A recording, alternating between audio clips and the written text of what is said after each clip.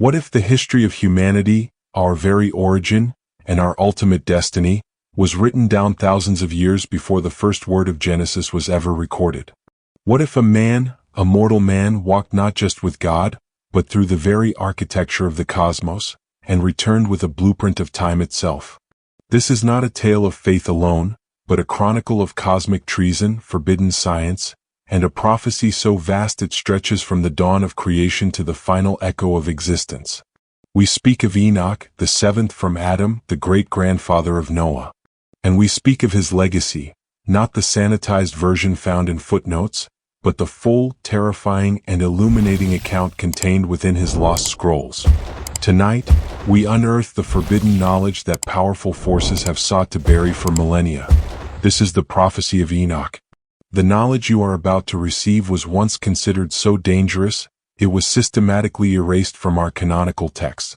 The simple truth is Enoch's writings don't just supplement our history, they shatter it. They reveal that our mythology of fallen angels is a drastic oversimplification. The beings he called the Watchers, the Grigori, were not mere rebels. They were cosmic custodians, celestial beings assigned to observe the grand experiment of humanity. Their crime was not just lust, as later texts would have you believe. Their crime was interference.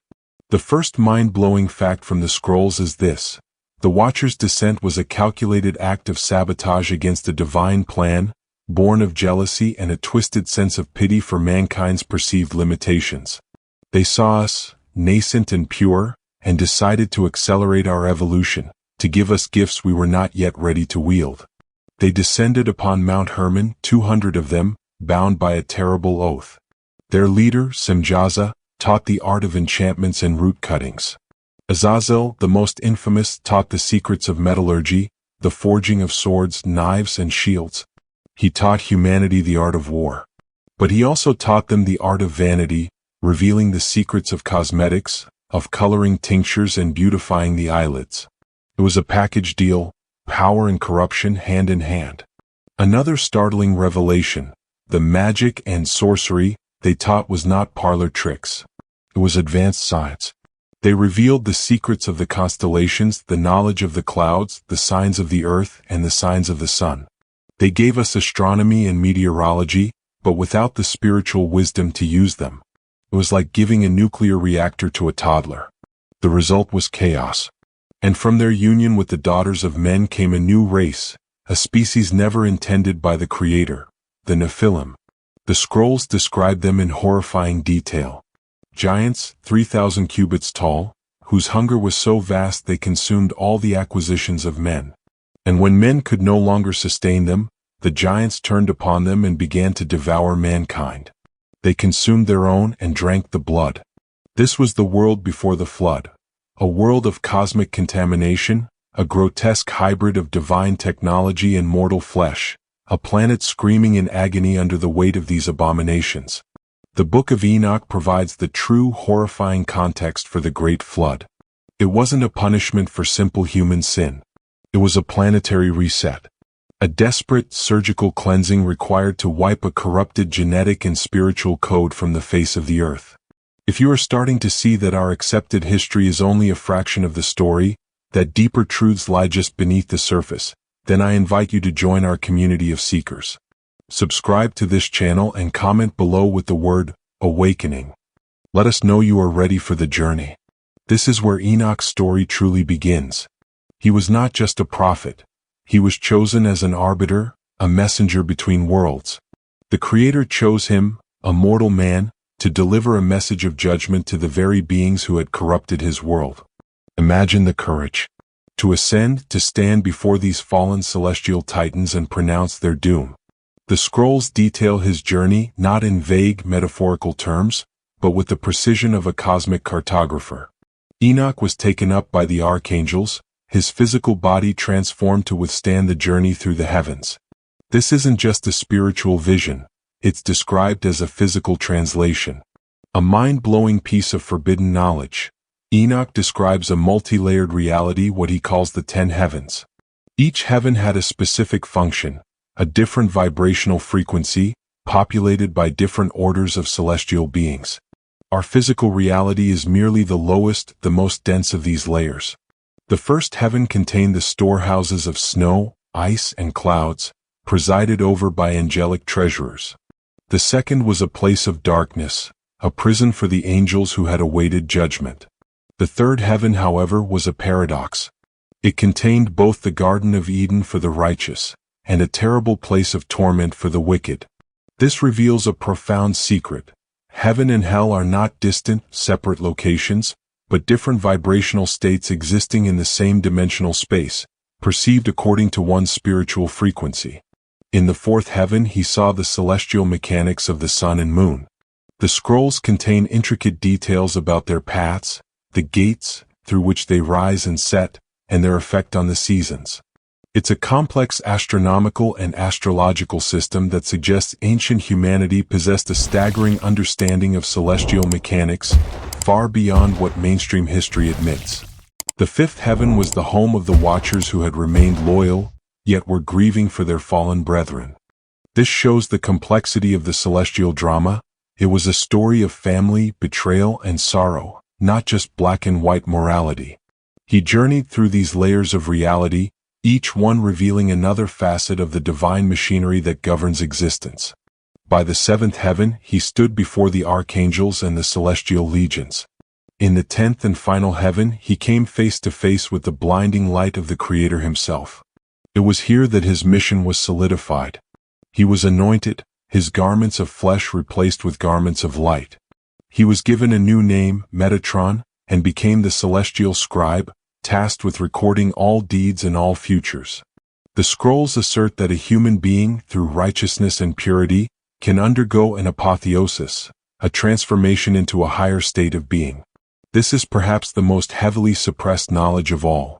The blueprint for human ascension is real. Enoch was the prototype. He proved that the boundary between the mortal and the divine is permeable. He was given a celestial pen and told to write. He wrote 366 books. We have but a pale fragment of one. What was in the other 365 books? What knowledge, what prophecies, what secrets of creation and the soul were so powerful they had to be hidden away from the world? Imagine the implications. If one man could do this, it means the potential lies dormant within all of us. This journey, this knowledge, is a map to our own divinity. If this resonates with the seeker in your soul, if you feel the truth in these ancient words, take a moment to subscribe and become part of this exploration. We are piecing together a puzzle that has been scattered for eons. Now we arrive at the heart of the prophecy, the core of the forbidden knowledge that Enoch was tasked to record for the final generations. After documenting the past, the fall of the Watchers, and the reasons for the Great Flood, he was shown the future. He was shown the entire timeline of humanity, divided into 10 weeks, or epochs. The scrolls lay out a prophetic timeline that is chillingly accurate in its description of past events, which lends terrifying credibility to its predictions for our future. The first weeks detail the age from Adam to Abraham, the giving of the law to Moses, and the building of the temple in Jerusalem. It speaks of a house of dominion being built, and then of its destruction.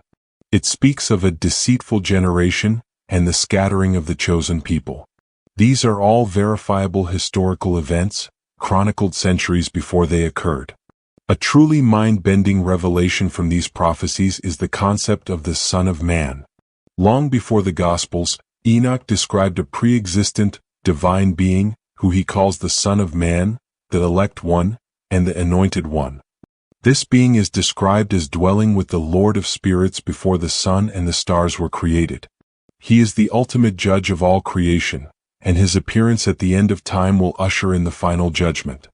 Enoch's writings provide the original source material, the conceptual and theological framework, for many New Testament ideas. This suggests that the teachings of later ages were a rediscovery, or perhaps a controlled release, of this far older, more complete revelation. The prophecy then moves into the later weeks, into our present time and beyond. The seventh week is described as an apostate generation, a time of great wickedness, but also a time when the righteous will be chosen and given sevenfold wisdom and knowledge. This is the age of revelation, where hidden truths begin to surface for those with eyes to see and ears to hear. Does this not describe our current information age, where ancient texts are available at the click of a button, and esoteric knowledge is spreading like wildfire, even as the world seems to descend further into chaos? It is a time of choosing. The prophecy then speaks of the 8th week, the week of righteousness, where a sword is given to the righteous to execute judgment on the oppressors. This will be an age of justice, where the wicked are delivered into the hands of the righteous. It describes a new house being built for the great king, grander than the first. This is not just a spiritual shift, but a physical and societal transformation of the entire planet. But the most profound part of the prophecy concerns the final judgment. Enoch describes the opening of books, where all the deeds of humanity are recorded. He sees the fallen watchers, bound and cast into a fiery abyss. He sees kings and potentates, the powerful of the earth who trusted in their riches and denied the Lord of spirits, begging for a mercy they will not receive. The core message is one of ultimate accountability. Nothing is hidden. No one escapes the cosmic law of cause and effect. And here is a piece of knowledge that has been deliberately obscured. The judgment is not about eternal damnation out of divine anger. It is about purification. The fiery abyss is a process of spiritual alchemy, the burning away of dross, the purification of consciousness before it can be reintegrated into the cosmic whole. It is a necessary, albeit painful, recalibration of the universe. The final 2 weeks, the 9th and 10th, describe a complete renewal of creation. The first heaven will pass away and a new heaven will appear. All evil will be eradicated and righteousness will reign forever. The righteous will live to see 1,000 children and live out their full lifespan in peace and joy.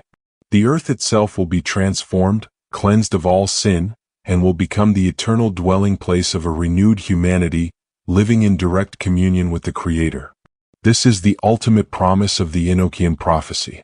Not an apocalypse of terror and destruction for its own sake, but a painful, transformative birth into a higher state of existence. A new heaven and a new earth. This prophecy is a roadmap. It tells us where we have been, where we are now, and where we are going. It is a message of hope, a promise that the chaos and corruption we see in the world is not the final word. It is a temporary state, a passing shadow before a dawn of unimaginable light. The knowledge is powerful, and it places a responsibility upon us. The responsibility to awaken, to choose righteousness, and to align ourselves with the cosmic tide that is shifting towards this prophesied renewal. If you feel the weight and the hope of this message, let us know in the comments. We read every one. And if you haven't yet, please subscribe. There are so many more scrolls to unseal. So, why was this knowledge forbidden? Why were these books left out of the Bible, hidden away in Ethiopian monasteries and caves by the Dead Sea?